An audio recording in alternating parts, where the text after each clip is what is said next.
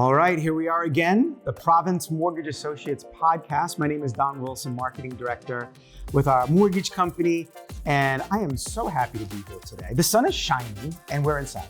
What are we doing? Why didn't you guys set this up outside today?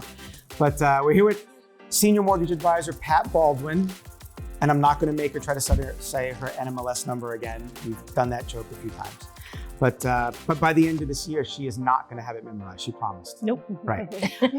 We are also with one of her great friends and network partners, Mary Shawcross. How are you? Good. Nice to be here. Thank you. Absolutely. With Home Smart Professionals. Yes, I am. Awesome. So we're going to get to hear all about you today. Where would you like to begin? I'll let you start. Okay. Just tell us a little bit about where you're from, and are you a native Rhode Islander? I'm definitely not a native Rhode Islander. I was born in England, but I've lived in Rhode Island since 2000. Excellent. Over on the east side of Providence. So yeah, I've been there quite a while. And I should have known that, correct? But I didn't hear enough of your accent yet, because my accent's just awful. That I am the epitome of the no R's. I really work hard to try to not do that. But what took you here? What was your incentive to come to the States? Long story. I originally came to Boston. Had the opportunity to go to college in Boston. Met my husband, and actually, when we wanted to buy a house, Boston was out of our price range, so that brought us to Providence. No kidding. Yeah. Awesome. And you've been here since 2000? 2000, yeah. Awesome. So almost 25 years. Do you get home often? Probably every couple of years. That's fantastic. Yeah. Now, I've personally not been to Europe yet. Really? I'm dying to go. My family history is French. Oh, so my mom nice. would love to go to France, and I'm a golfer, so I'd love to play golf in Ireland and Scotland. So where would you recommend that if you go to Europe, where do you have to go? Oh my gosh, so many different places. If you love golf, you definitely have to go to Scotland. You have to go to St. Andrews. I know. Right? I'm really trying to do that. And if you, who's French again? My mom. Your mom? So yeah. Do you speak French as well? Un peu. Yeah. A little bit. So, yeah. I mean, wherever you go in France, you'd have an amazing time. Like amazing food, great lifestyle. Yeah, so, definitely recommend it. You highly recommend a European vacation, just not like the Griswolds. No, definitely not like the Griswolds. So why real estate for you? What was? Good question. So when I moved here, my husband and I, we fixed up our house. He was a Finnish carpenter, so we did a lot of work on our home and sort of grew, working with him, growing to love like old houses and historic buildings, and of course being on the east side, you just have an endless supply of beautiful, stunning, historic homes. And so I got to the point where it was something that I wanted to get into for quite a few years, and then I finally took the leap and got my license. So that was about almost 10 years ago that I got my license. That's fantastic. So how did you guys meet? How did we meet? I'm not really sure. I know what. I think we met at a thing at Home Smart, and I think one of the realtors that I do a lot of loans for introduced me to Mary and said, "Oh, you should call Pat," that kind of thing. Yeah. So started working with her. That's how we started working together. Come to think of it. Yes. At Home Smart. Yep. Awesome. So, in your history of working together, when you have that do you remember that transaction? Do you have one of those? Oh, we have lots of those. but I have no personal info will be shared. I have to say that Mary is an expert on the east side of Providence. She really is. She is, she's drawn to the architecture and the character of the homes over there, but she knows the neighborhoods. She knows where to go for the clients who are buying into the area. She knows the value of houses for the sellers. And I have to say, she's really good at going into a house, whether it be a single family or a multifamily, and assessing what kind of repairs might be needed, what kind of things might need to be replaced. And she has a really good handle on that. And not only, can she really make good recommendations to the sellers as to what they might have to do, or the buyers as to what they might have to do. She knows people who can get those things done and has a very good feel of what it's going to cost to do those repairs and replacements. So I've had many people totally be very happy with everything that Mary has given them for advice. Even sellers and buyers that have a tenant in place, and she's very good at knowing the landlord side of things. All the landlord rules about, you know, if there's still a tenant there, what does the seller have to do to maybe not have the tenant be there for the buyer, or what does the buyer have to do when they take over a home that already has occupants in it? She really is an expert about all those things. Awesome. Thanks, Would you Pat. agree with everything she said? I will take Pat's word. That was very nice. It was very nice. Very complimentary. Yes. All right. So Well, to you, Mary, yeah. do you agree that you got to call Pat? Is that true? Drop everything and call Pat ASAP. What's it like to work with her? Oh, working with Pat is wonderful. She really goes the extra mile. Like, she takes the time to meet and talk with clients, really outlines everything that's involved in buying a house and what it takes for your loan. But also she really like breaks it down, like the cost of everything. Because a lot of people, you know, they want to buy a house, but they don't know the full cost aspect of it. Sure. So she'll go into all the details, like, you know, if you're qualified for so much and your rate is going to be this, what is your monthly payment actually going to be? So it really helps buyers establish a budget that they can follow. Excellent. So do you have, you know, in your tenure in real estate now, do you have a niche, something that you feel is your wheelhouse? Is it like historical homes?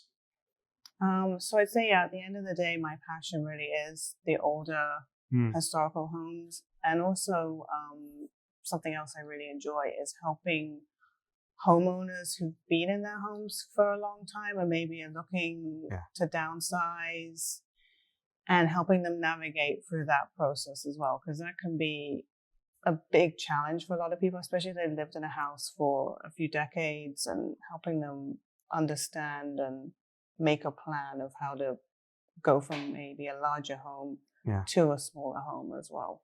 Now, with older homes, sometimes you find treasures in those homes or unusual things in the home. Do you have a story about like the weirdest thing or the most amazing thing you found in an older home?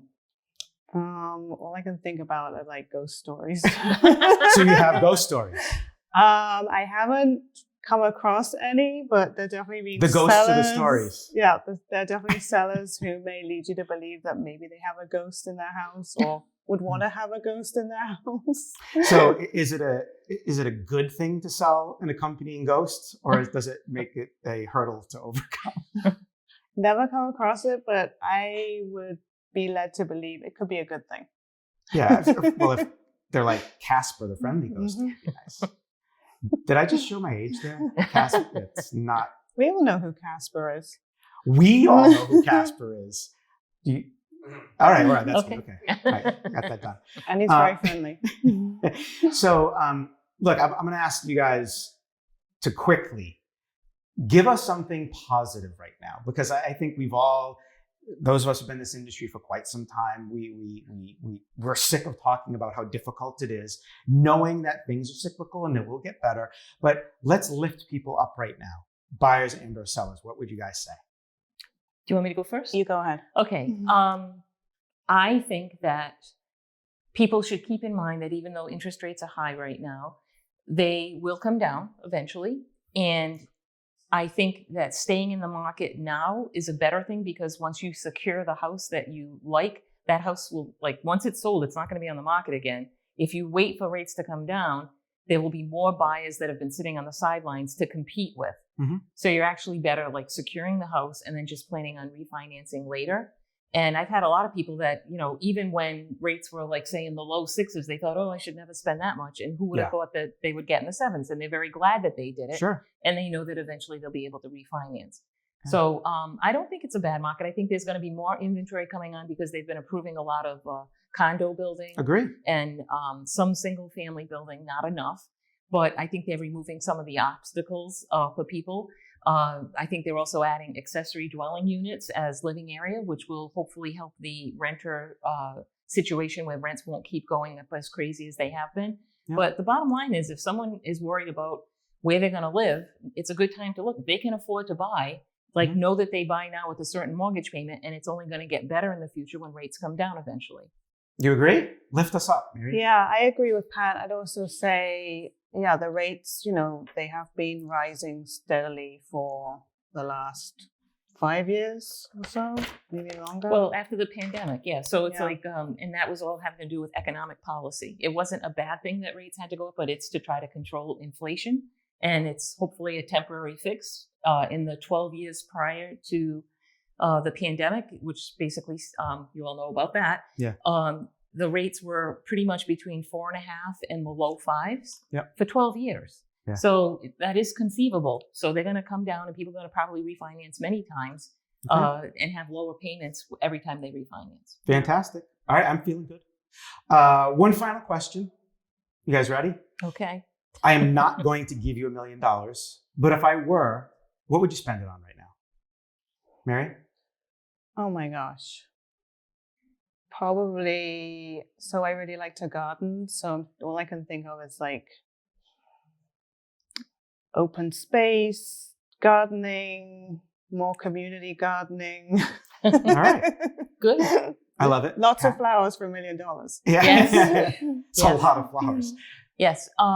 I am someone who's somewhat active with Foster Forward, which is Oh, yeah. That's right. for kids in foster care. And I would either like to donate towards housing for kids that are aging out of the foster care system, or possibly housing for victims of domestic abuse. That, there are some people that have really tough situations and they deserve a nice place to live. So I'd love to build some fairly good-sized places to serve as many people as possible. That's what I'd use it for. I love your answers, because when Patrick and SpongeBob came into a lot of money, they decided to buy bubble gum for life, which was a bad choice. So if people want to reach you, how do they get in touch with you, Mary? Probably the best way is phone or text, 401-536-3948. Awesome. It was so nice to meet you today. Great to meet you too. And Thank I love you. your accent. It's so much better than ours. And thank you, Pat, I don't know. as always. My pleasure. My pleasure. And thank you, Mary, for Thank you, Pat, too. working with me all the time. I appreciate it. Awesome. For more Province Mortgage Associates podcast, just go to our YouTube channel and we'll see you soon. Take care.